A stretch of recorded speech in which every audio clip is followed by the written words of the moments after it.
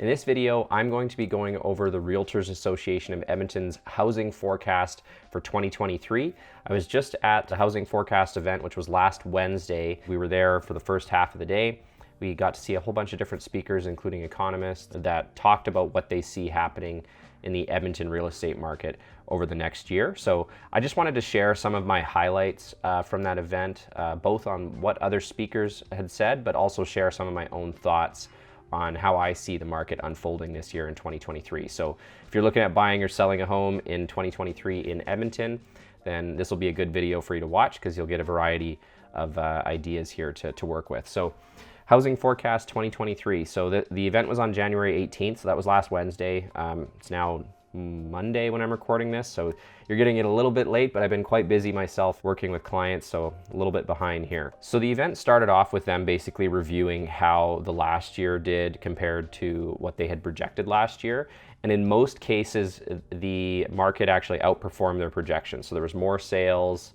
I think the price was a bit higher than they had projected and different things like that, even though the market actually shifted about halfway through the year and started going more towards the buyer's side. There was so much volume of sales earlier in the year that the market still outperformed the Realtors Association of Edmonton's projections.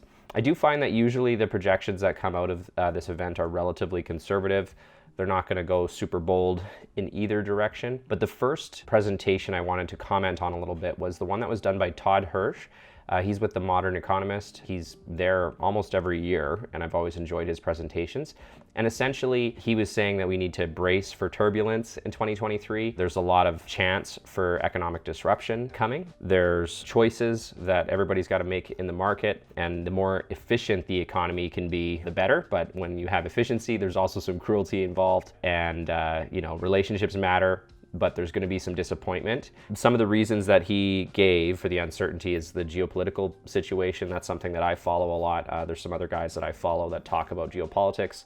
Obviously, things that happen with the Ukraine war or with Russia or with China and all that kind of stuff all can have a big impact, even on the housing market. If something big happens, then that's the type of uncertainty that could shake things up, and it's kind of hard to predict or plan for. So a lot of stuff going on. He did talk about the fuel and the cost of gas going up. The other big takeaway that I got from Todd's presentation is that Canada as a whole is either projected or it did grow about 1% last year or next year. So sorry, I can't remember if that was the projection or if that was the last year. But for Alberta, it was 1.9%, and the global economy was sitting at 2.7%. So that tells me that Alberta is poised to do better than most of the rest of Canada, but not necessarily better than everywhere else in the world. He also essentially said it's good to be prepared for anything, and that definitely fits with my sort of perspective on the housing market. We had a lot of change last year. It was super busy. The first half of the year, everything was going insane, and then it just totally switched on us. And a lot of people got surprised if they were really bullish on the market once the interest rates started going up, how much that changed everything. And going through that whole experience and just all the different sources of information that I go through, it's really humbled me in a lot of ways where I'm not going to be super bold one way or another. It's very difficult to look further out into the future and be confident about what's going to happen when there's so many different factors. I myself am kind of prepared for anything. I can see it going both ways. I've talked about that in some of my other videos. I could see a situation where it stays more of a buyer's market for an extended period of time, but also a situation where we have a pretty robust market. Right now, I'm seeing early signs of the market picking up already, and we're just at the end of January here. But it is good to be prepared for anything. Try not to get too attached to any particular projection or whatever from someone that you might be following. At least that's what I do. Try to keep an open mind and always be taking in more sources of information so that you can be able to adapt if the situation does change in the housing market, whether it's going to be better for buyers or sellers. That can easily change given a number of different factors. So I'm not just a character on YouTube. I also play a realtor in real life. I'm an agent with Yeg Pro Realty here in Edmonton. So if you're looking to buy or sell a home in the Edmonton area, including acreages outside of Edmonton, I encourage you to give me a call at 780-819-5508 or you can book a time on my calendar at booktrevornow.com. All you have to do is select a time on my calendar and I will call you for a free consultation. There's absolutely no pressure. I just want to connect with you, find out how I can help you, and if you end up wanting to work with me in the future, whether that's right away, 3 months, 6 months, a year from now, that's totally fine. I just want to help you however I can. So go to booktrevornow.com, select a time on my calendar, and I'm looking forward to speaking with you. The next presentation was from Sean Cathcart, who's the senior economist, housing and data and market analysis with CREA, which is the Canadian Real Estate Association. And he had a lot of really good slides in his presentation that kind of showed what's been going on, not just in Edmonton or Alberta, but also the Canadian real estate market as a whole. So he started off by talking about essentially our current inflation problem and how inflation was relatively low right up until the moon landing, essentially. And then in the 70s and 80s, there was a pretty significant inflation. And then after that, in the 90s, we were trying to stay near that like 2% target of inflation. And then just in the last couple of years, we've got another steep increase, as everybody's noticed, in inflation. And, you know, the government and the Bank of Canada wants to do something about that. They want to get it under control. And then he went into talking about population, and he showed a chart that showed the year-over-year change in population. And it showed that we, on average, roughly about 300,000 increase in population each year, but then it dropped obviously right when the pandemic years kind of started, and then in 2022 it shot through the roof up to like 700,000 increase. So we had a drop and then a big influx of people coming in, which when you've got people coming in, you've got more demand for housing, more demand for food, goods, services, everything. So that does put a strain on the economy, or at least that's sort of how I think about it. And it creates a lot of demand, which can cause inflationary pressures. So that's kind of how I think about it. Can't remember if that's how he had talked about it, but let's keep going here. And then after that, he compared Canada's population by age group now compared to 1971.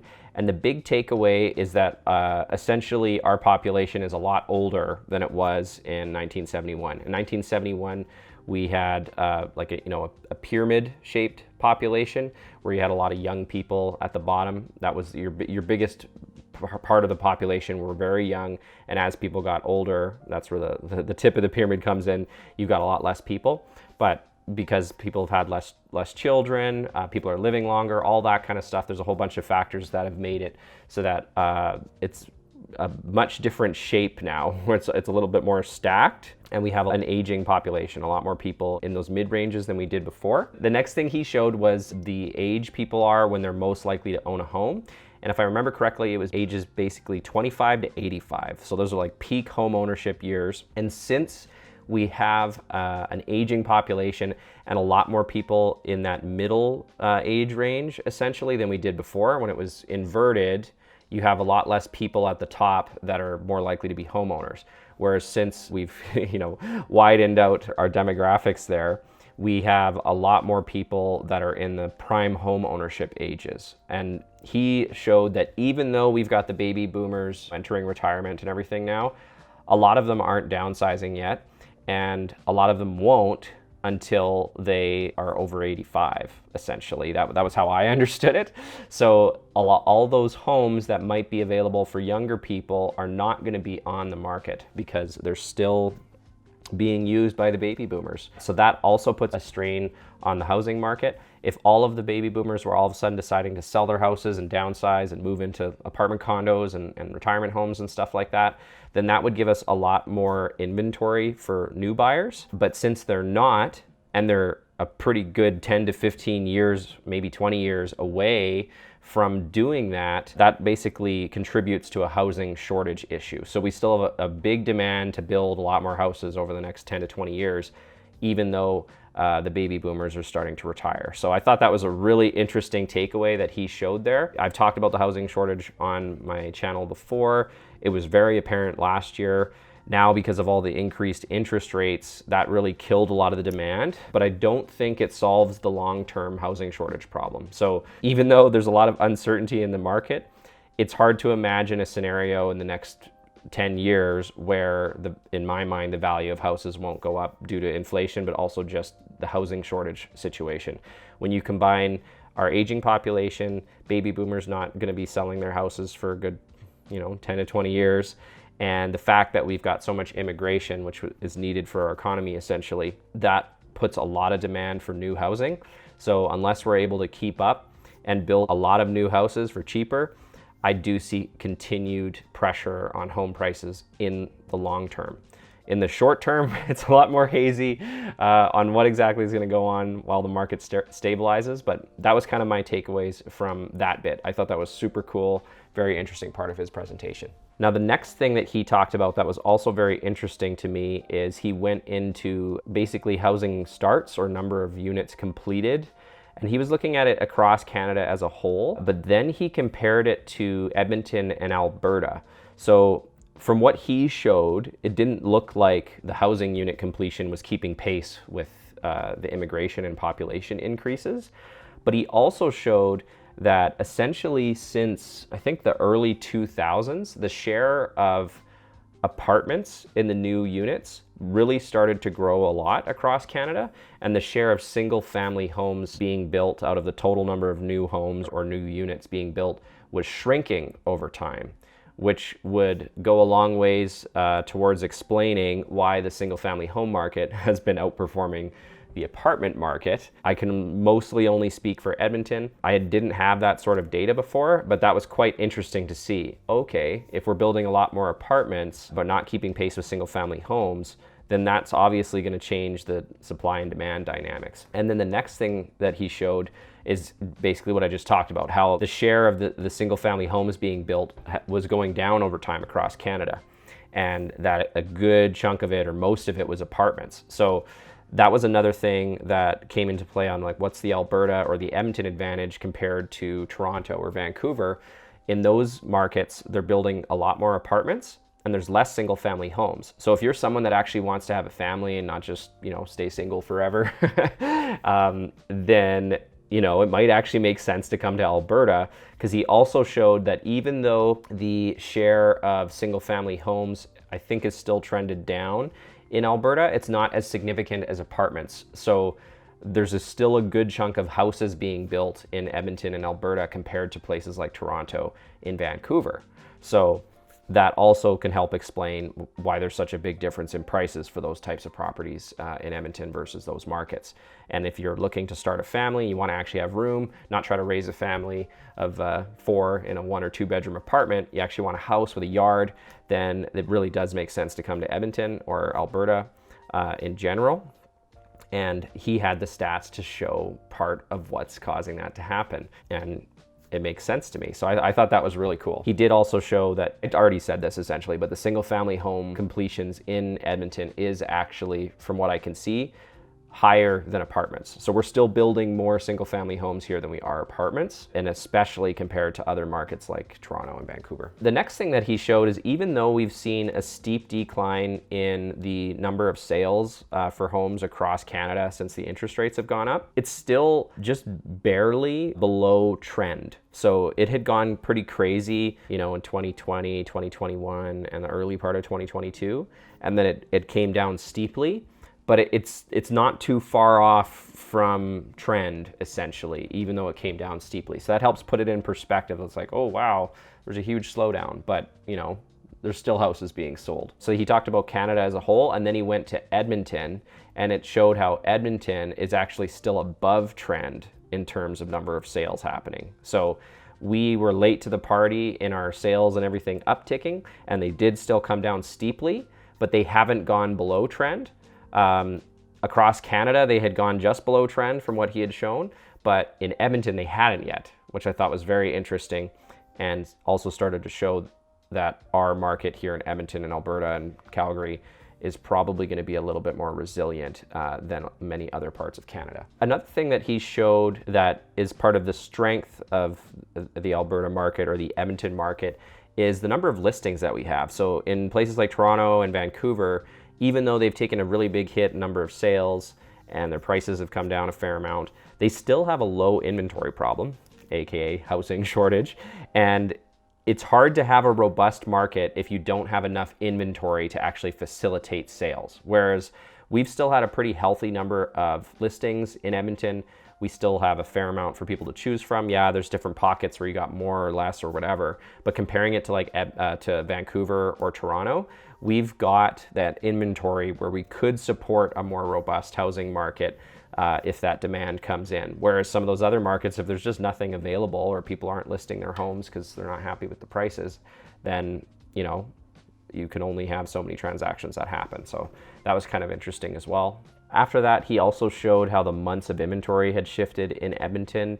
And from his perspective, it was sort of in the middle of a balanced market versus it being a seller's market or a buyer's market. He showed that because of the inventory problem across Canada, that it was still closer to a seller's market in most of Canada, even though the prices have come down and the sales have come down. The lack of inventory has still made it a very tight market in most cases. So he did show on his chart how it wasn't actually in seller's market territory in Canada and that it was moving towards balanced, which is pretty crazy though, that you can be a balanced market and still have your prices come down and everything, just because the market's so tight. Whereas in Edmonton, we're a little bit more balanced.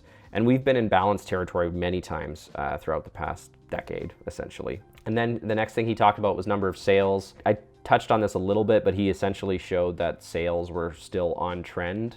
Even though they've dropped, the number of sales has dropped compared to the peak in 2021, I think it was. They're still on trend, basically, from the 80s. So from that perspective, things are looking okay. And that was it from his presentation. So he had a lot of really cool insights there.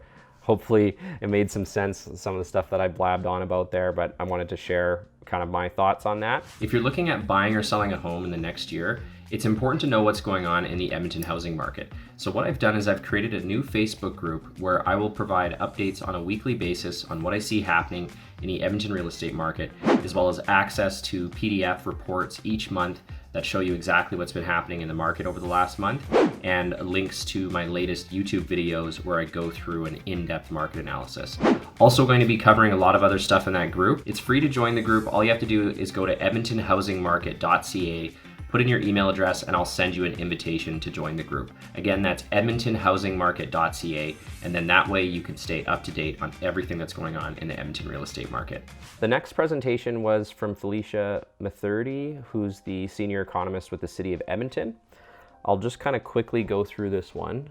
From her presentation, it looked like the city of Edmonton was forecasting GDP growth to be around 2% in Edmonton, that our population growth would be just under 2.5%. The city of Edmonton economist was still expecting a fair amount of consumer inflation. They had it between 2.5% and 5%, so I don't know, 3.5%. It looks like roughly about 3.5% to maybe 4% that they were projecting in 2023.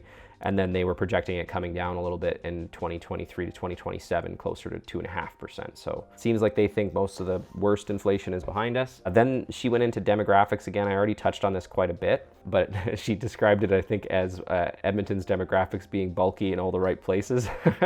So that's that middle age group that we were talking about. And then after that, she went into the net migration. So Alberta in the past has had a lot of net migration of people coming here for jobs, employment opportunities, all types of things. And that kind of slowed down for a while when oil had gone down and Alberta was struggling a little bit. But now that trend has come back and we're starting to see a lot more people coming to Alberta and Edmonton.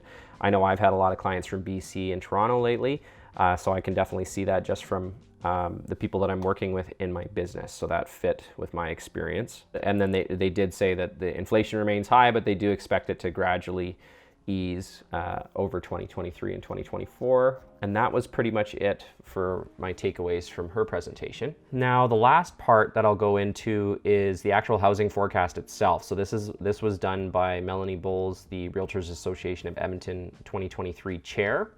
And they put together what they expect to see in the housing market this year. The first thing they talked about was Alberta's affordability advantage. I've talked about that a lot. It's basically just showing the MLS home price index benchmark price in other areas and showing where Edmonton was at.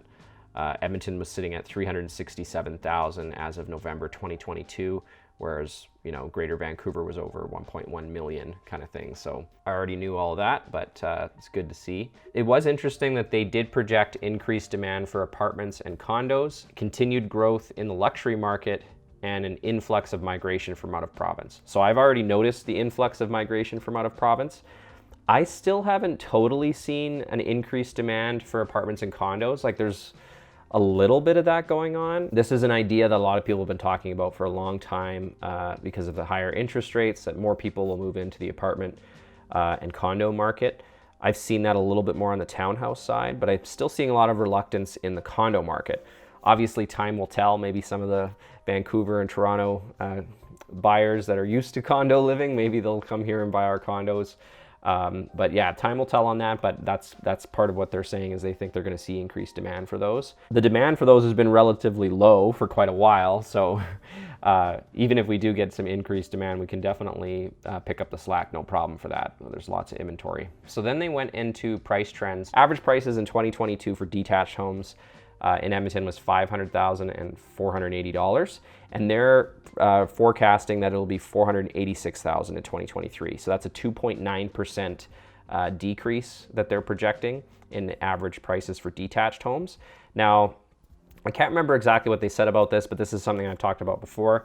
Just because the average prices are going down doesn't mean that one particular home has gone down that amount.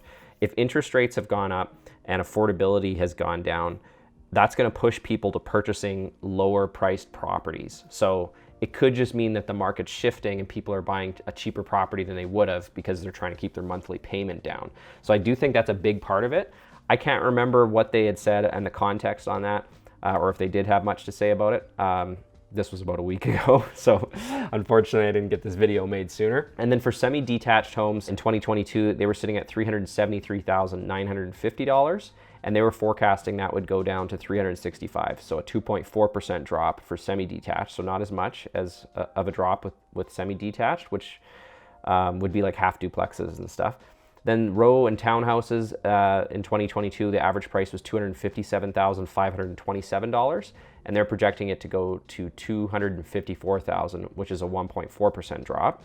And for apartments, $197,203 was 2022 average price, and they're projecting in 2023 it'll be $195,000, which will be a 1.1% drop. So they're expecting less of a drop for apartments and row houses, which kind of fits with what they showed on the last slide, that they're expecting increased demand for those markets. So it makes sense that they don't think they would drop as much. Then they went into sales trends. So they think that there'll be about 11.8% less sales for detached homes, 9.3% less sales for semi-detached homes, and 2.4% less sales for row/townhouses, and an increase of 1.3% in sales for apartments and condominiums. So again, that fits with their highlight there. Seeing a 10% drop in sales volume, or I guess closer to 12% drop in sales volume for detached homes wouldn't be surprising, especially since the first half of last year was so robust. Remember, we actually outperformed what they projected last year. So I'm not surprised that they're projecting lower numbers in terms of sales volume, especially since we had more than we normally would last year. They're also expecting a reduction in the number of new listings. So they think there'll be about 5.7% fewer listings for detached homes,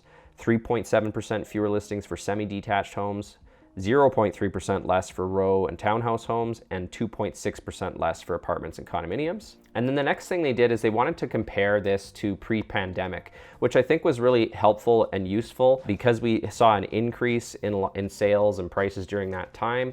It's good to look at, even if things are going down in terms of number of sales, how does that compare to more normal years? So with them projecting 13,600 sales for detached homes, yeah, that's less than the 15,400 from 2022 and the 16,800 from 2021, but we had 11,267 in 2018, close to the same amount in 2019, and also 2020. So they're still projecting it to actually be more sales than what we saw in 2018, 19, and 20. So from that perspective, the market's still healthy for what they're projecting. And then with listings, even though they're projecting a little bit of a drop in listings, it's still higher than what we had in 2018 and 2019. And the prices obviously are still higher than the average prices that we saw in those years as well. They believe that our market was balancing out in response to the interest rate increases, and that that'll continue to unfold, and that they believed real estate is one of the key economic drivers. So yeah, that was kind of it for my summary of what I got from the Edmonton housing market forecast for 2023 from the Realtors Association of Edmonton. I hope my ramblings and everything were useful for you. Let me know what you guys think in the comments. If you like this video, make sure to subscribe. You can click over here to subscribe, or you can click over here to watch another video. All right, thanks so much for watching, and I'll see you on the next one.